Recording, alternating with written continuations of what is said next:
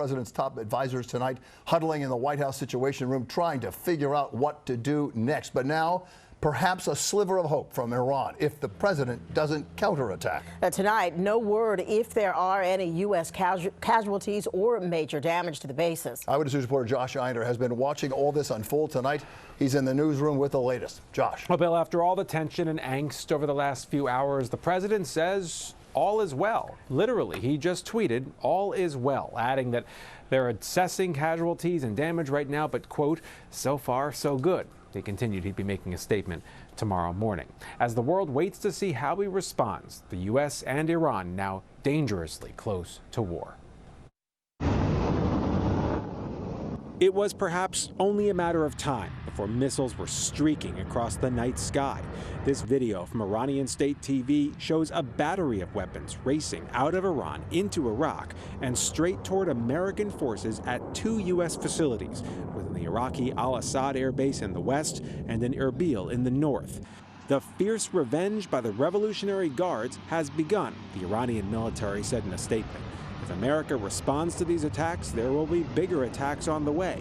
This is not a threat, the statement continued. It's a warning. The barrage came just days after the surprise American missile strike on Qassem Soleimani, the highest-ranking Iranian general, as he visited Iraq. The White House claimed Soleimani was plotting imminent attacks against American troops, perhaps in the region, but offered no specifics. And while the Iranians promised to retaliate against the U.S. military, the president and his Secretary of Defense merely ratcheted up the rhetoric. We're prepared. We're totally prepared. And likewise, we're prepared to attack if we have to, as retribution.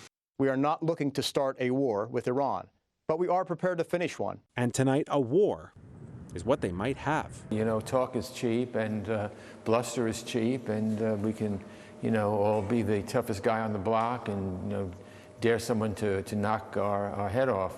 But that's really irresponsible. The president and his crew better figure out a way to sort of tone down everything, because we could be in the middle of a full-fledged war, and I don't think that's something anybody wants.